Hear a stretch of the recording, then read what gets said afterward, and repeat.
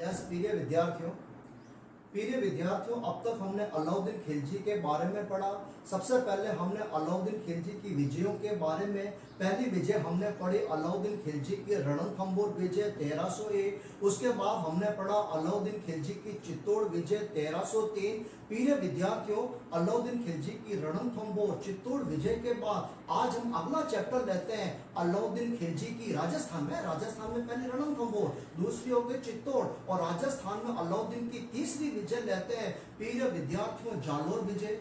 प्रिय विद्यार्थियों, नाम सुना होगा राजस्थान का एक महत्वपूर्ण जिला जालोर। जालोर का प्राचीन नाम जाबालीपुर था। इसे जाबालीपुर क्यों कहते हैं? क्योंकि ये जाबाली ऋषि की तपोभूमि थी, इसलिए जालोर का प्राचीन नाम जाबालीपुर। प्रिय विद्यार्थियों, यहाँ पर जाल के वृक्ष अधिक मात्रा में थे, इसलिए जालोर का अन्य नाम क्या है? जालोर। तो जालोर के दो नाम क्यों कहते हैं? जाबाली ऋषि की तपोभूमि होने के कारण जाबालीपुर, जाल वृक्ष अधिक होने के कारण इसे जालोर भी कहते हैं। प्रिय विद्यार्थियों, जालोर में एक दुर्ग बना हुआ है, उस दुर्ग का क्या नाम है? सुवर्णगिरी दुर्ग। सुवर्णगिरी दुर्ग बोलो, चाहे सोनगढ़ दुर्ग बोलो, चाहे कांचनगढ़ दुर्ग बोलो, एक ही बात है।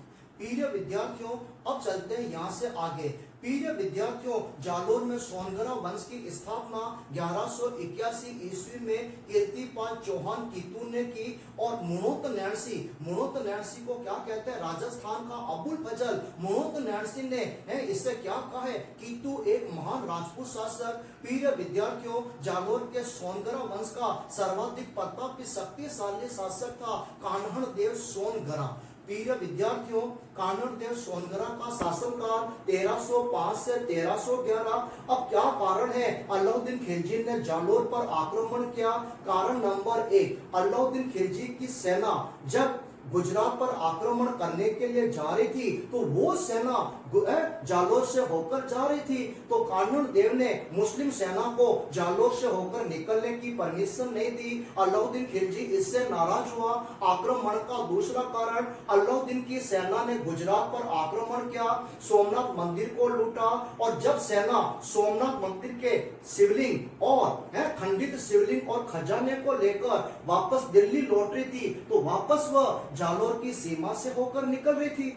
कान्हड़ देव क्रोधित हुआ। कान्हड़ देव के दो सेनापति, एक का नाम था जैता और एक का नाम था देवपा। याद रखना विद्यार्थियों, कंफ्यूज मत होना। मारवाड़ का शासक था मालदेव, उसके सेनापतियों का नाम था जैता और कुंपा, लेकिन कान्हड़ देव के सेनापतियों का नाम था जैता और देवपा। जैता और देवपा ने मुस्लिम सेना पर आक्रमण किया, सोमनाथ के शिवलिंग को छीन लिया, खजाने को छीन लिया।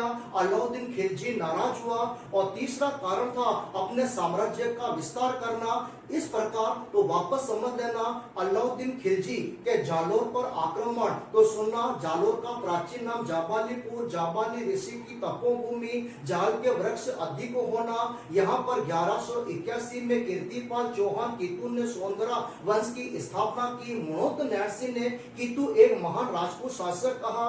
अलाउद्दीन खिलजी ने अब जालोर पर आक्रमण करने का निश्चय किया। प्रिय विद्यार्थियों, अब एक इतिहासकार है फरिश्ता लिखता है। फरिश्ता क्या लिखता है? अलाउद्दीन ने अपने सेनापति मुल्तानी को जालोर पर आक्रमण करने भेजा। मुल्तानी सेना लेकर जालोर आया, लेकिन मुल्तानी आम लोगों की तरह बोलने में बहुत ही चालाक था, बहुत ही होशियार था। मुल्तानी ने सोचा कान्हड़ देव बहुत शक्तिशाली है, कहीं मैंने कान्हड़ देव से युद्ध किया कि उल्टी सीधी तलवार पड़ गई तो लेने के देने पड़ जाएंगे। इसलिए मुल्तानी ने क्या किया? अपनी बातों में कान्हड़ देव को अपने विश्वास में ले लिया। उसने कान्हड़ देव से कहा, ए कान्हड़ देव, अलाउद्दीन के दिल्ली दरबार में चलो, अलाउद्दीन से मित्रता कर लो, जालोर आपका, दिल्ली अलाउद्दीन खिलजी का। कान्हड़ देव बहुत ही सीधा था, मुल्तानी के बातों में आ गया, और कान्हड़ देव मुल्तानी के साथ अलाउद्दीन के दरबार में गया। जैसे वह अलाउद्दीन के दरबार में गया, अलाउद्दीन ने उससे सिंपल सी लाइन में खड़ा किया और उस पर एक उपहास किया, उस पर ताना मारा। क्या? राजस्थान के राजपूतों में ऐसा कोई शक्तिशाली राजपूत शासक नहीं है जो हम मुसलमानों का मुकाबला कर सके। ऐसा कहना हुआ कि कान्हड़ देव का राजपूती खून खोल उठा, और थोड़े समय पश्चात वह वापस दिल्ली से कहां आ गया? जालोर। कौन कहता है? मैं नहीं कहता हूं, ये कौन कह रहा है? इतिहासकार फरिश्ता। प्रिय विद्यार्थियों, दो इतिहासकार है, एक का नाम है मुणोत नैणसी और एक का नाम है पद्मनाभ। पद्मनाभ ने राजस्थानी भाषा में दो किताबें लिखी, एक लिखी कानड़देव प्रबंध और दूसरी किताब है वीरमदेव सोन गरारी बाता। और मुणोत नैणसी ने राजस्थानी भाषा में ग्रंथ लिखा, कौन सी किताब? नैणसी लिखा। तो मुणोत नैणसी और पद्मनाभ दोनों क्या लिखते हैं? ये दोनों अलग ही कहानी लिखते हैं। ये दोनों क्या लिखते हैं कि अलाउद्दीन खिलजी के दरबार में कौन गया? कानड़देव नहीं, उसका बेटा वीरमदेव गया। और जब वीरमदेव अलाउद्दीन खिलजी के दरबार में गया और जब वह भरे दरबार में खड़ा था, है वीरमदेव, याद रखना वीरमदेव बहुत ही आकर्षक व्यक्तित्व का था, उसकी पर्सनालिटी बहुत ही शानदार थी। जब वह अलाउद्दीन के दरबार में आया है, ऊपर जोरोखे में से अलाउद्दीन की बेटी थी फिरोजा। फिरोजा ने जब वीरमदेव को देखा तो देखते ही है उस पर आसक्त हो गई और मन ही मन उसने निश्चय किया, विवाह करूंगी तो मैं वीरमदेव से। शाम के समय उसने अपने पिता, अपने अब्बा जान अलाउद्दीन खिलजी से कहा, अब्बा जान मैं वीरमदेव से प्रेम करती हूँ, वीरमदेव से शादी करूंगी। अलाउद्दीन खिलजी घबरा गया, क्या वीरमदेव से शादी? ये क्या बात कर रही है बेटी? अलाउद्दीन ने कहा, नहीं बेटी नहीं, पूरे भारत में किसी भी मुस्लिम राजकुमार से तेरी शादी करवानी हो मैं तेरी शादी करवा दूंगा, लेकिन उस शत्रु के साथ मेरी बेटी की शादी नहीं करवा सकता। इधर फिरोजा भी अड़ गई, शादी करूंगी तो केवल वीरमदेव से। प्रिय विद्यार्थियों, आपने देखा होगा है, आपने कहावत सुनी होगी है, गांव का मुखी घर में दुखी। आपने अपने आस पड़ोस में, अपने घरों में ऐसे लोग देखे होंगे जो पूरे गांवों में तो बड़ी बड़ी बातें करते हैं, पूरे गांवों को धमकाते फिरते हैं, और वही आदमी अपने घर में रहकर अपने पत्नी से, अपने बच्चों से दुखी। यही कई हाल अलाउद्दीन का था, पूरे भारत को धमकाता फिर रहा है, पूरे भारत के राजाओं को हरा रहा है, और खुद हारा तो किससे? अपनी बेटी फिरोजा से। फिरोजा को बहुत समझाया, लेकिन फिरोजा भी अड़ गई, शादी करूंगी तो वीरमदेव से। अब दूसरे दिन अलाउद्दीन ने वीरमदेव को बुलाया, उसके कंधे पर हाथ रखा, मेरे बेटे वीरमदेव। वीरमदेव घबरा गया, बेटा मैं तेरा बेटा कब से हुआ? अरे बेटे ये बात है, फिरोजा तुझसे निकाह करना चाहती है। वीरमदेव ने कहा, तेरी बेटी फिरोजा मुझसे निकाह करना चाहती है? वीरमदेव चुप रहा। यदि वो तत्काल मना कर देता, नहीं नहीं मैं शत्रु की बेटी से शादी नहीं कर सकता है, तो अलाउद्दीन उससे पकड़ता, बैठा था और जबरदस्ती अपनी बेटी की शादी करवा देता। वीरमदेव चुपचाप खड़ा रहा, एक दो दिन महल में रहा, और एक दिन मौका पाकर उसने दिल्ली से टॉप पकड़ी और सीधा कहां पहुंच गया? जालोर। अब फिरोजा खोई खोई सी रहने लगी, फिरोजा उदास उदास रहने लगी। अब अलाउद्दीन खिलजी की जितनी भी बैग में थी वो सब चिमना की तरह थी। बताया था मैंने आपको, चिमना ने मोहम्मद शाह की कहानी बताई थी, सारी की सारी बैग में चिमना की तरह थी। क्या मतलब, बेटी क्या कर रही है? उस समय फिरोजा की एक धाय माँ थी, धाय माँ का नाम था गुलबिस्त। गुलबिस्त ने कहा, बेटी क्या बात है? फिरोजा ने कहा, ये बात है। अब गुलबिस्त ने कहा, मैं जालोर पर आक्रमण करूंगी, है वीरमदेव को बंदी बनाऊंगी, दिल्ली लाऊंगी और तेरी शादी मैं वीरमदेव से कराऊंगी। गुलबिस्त ने जालोर पर आक्रमण किया और अपनी सेना को आदेश दे रखा था कि कोई भी वीरमदेव पर प्रहार नहीं करेगा, वीरमदेव को जीवित बंदी बनाना है। दोनों पक्षों में युद्ध हुआ, लेकिन न जाने कहां से एक तलवार चली, वो तलवार लगी वीरमदेव को, वीरमदेव गया ऊपर। अब गुलबिस्त वीरमदेव की डेड बॉडी को लेकर दिल्ली पहुंची। फिरोजा ने डेड बॉडी को देखा, लेकिन फिरोजा ने भी कहा, मैंने मन ही मन पति माना है तो वीरमदेव को। फिरोजा ने शादी के कपड़े पहने, शादी की रस्मों पूरी की और अंत में दिल्ली के बाहर यमुना नदी में छलांग लगाकर अपने प्राण त्याग दिए। इस कहानी को मजेदार चटपटा किसने बनाया? दो इतिहासकारों मुणोत नैणसी और पद्मनाभ ने इस कहानी का उल्लेख किया है। तो अब गंगा यमुना नदी में छलांग लगाकर उसने अपने प्राण त्याग दिए। अलाउद्दीन खिलजी क्रोधित हुआ। अब उसने मुल्तानी से कहा, ए मुल्तानी, मैंने तेरे को भेजा था किस लिए और तूने ये क्या कर दिया है?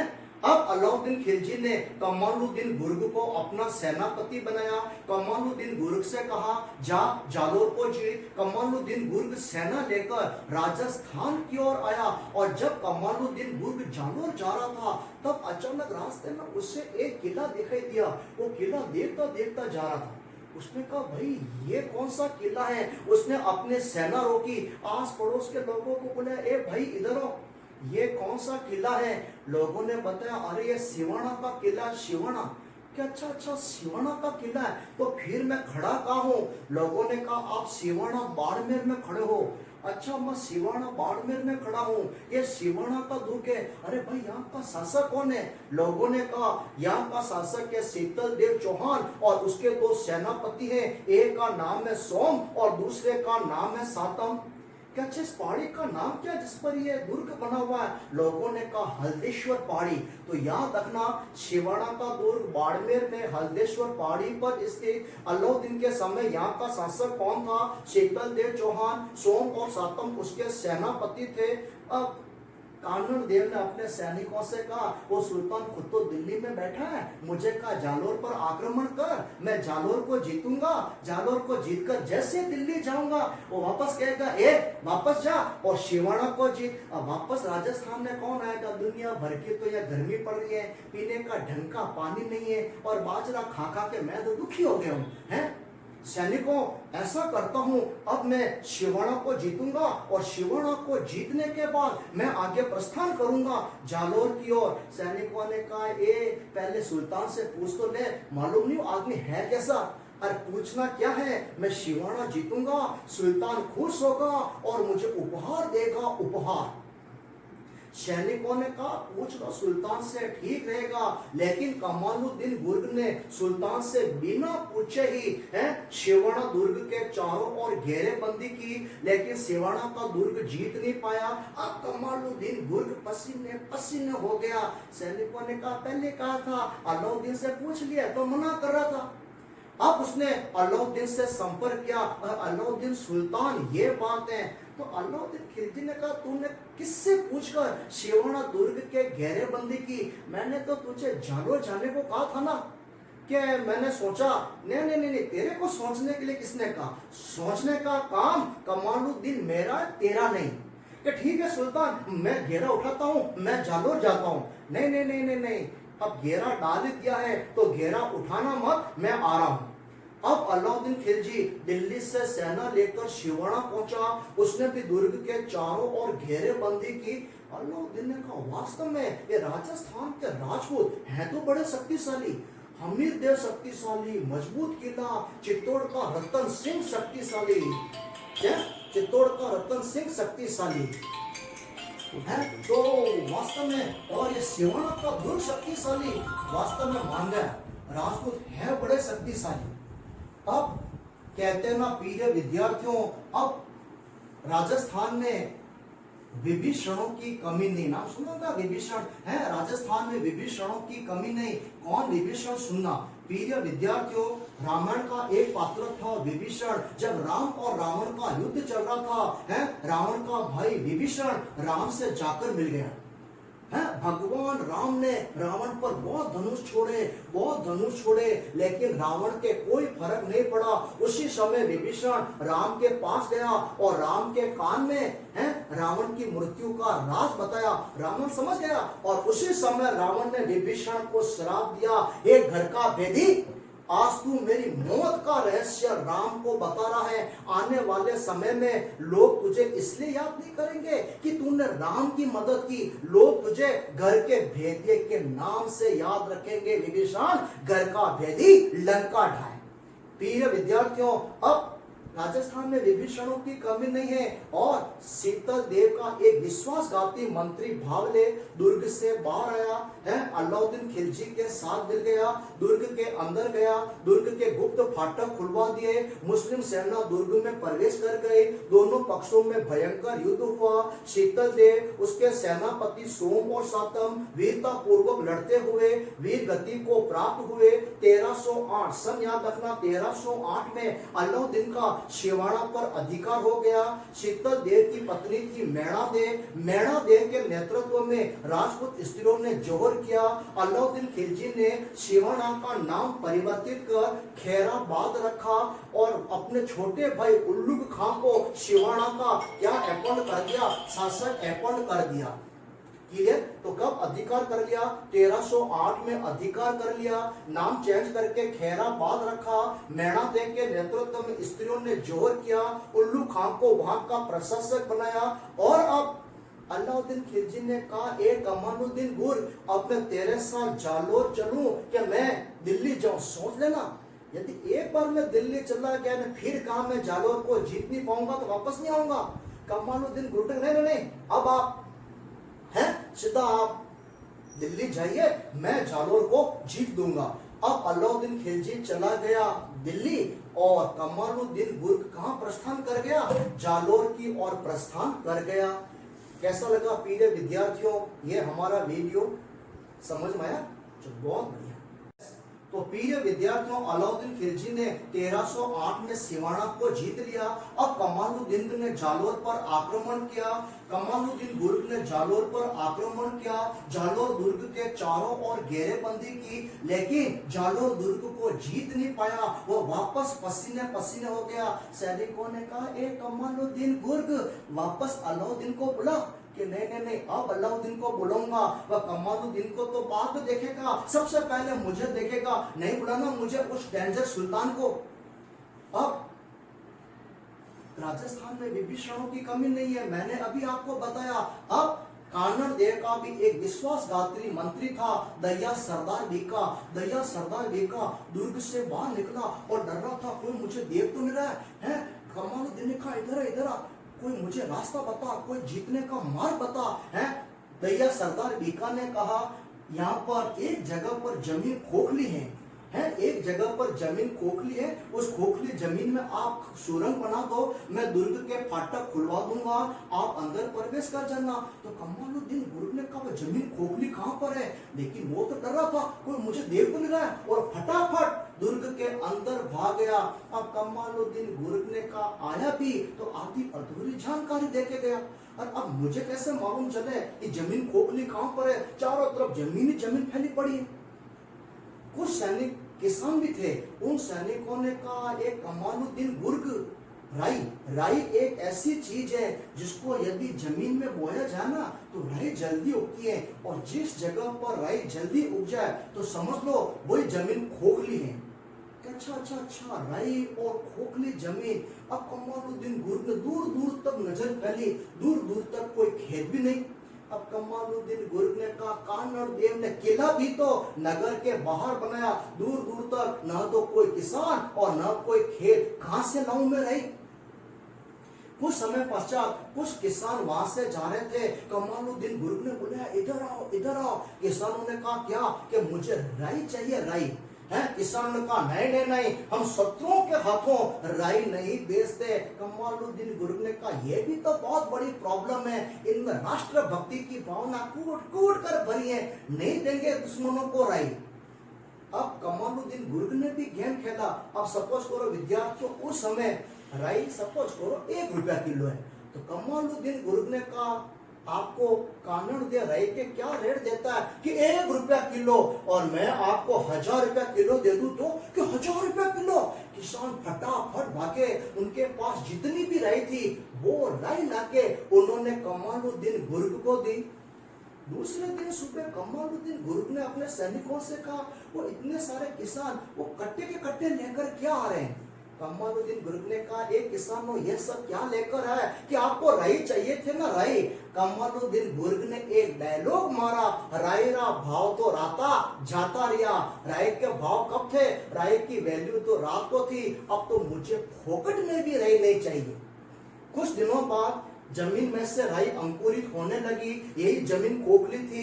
मुस्लिम सेना ने खाई खोदनी शुरू कर दी। अंदर विश्वासघाती विभीषण ने दुर्ग के फाटक खुलवा दिए। मुस्लिम सेना दुर्ग में प्रवेश कर गई। दोनों पक्षों में भयंकर युद्ध हुआ। कानन देव वीरता पूर्वक लड़ता हुआ वीर गति को प्राप्त हुआ।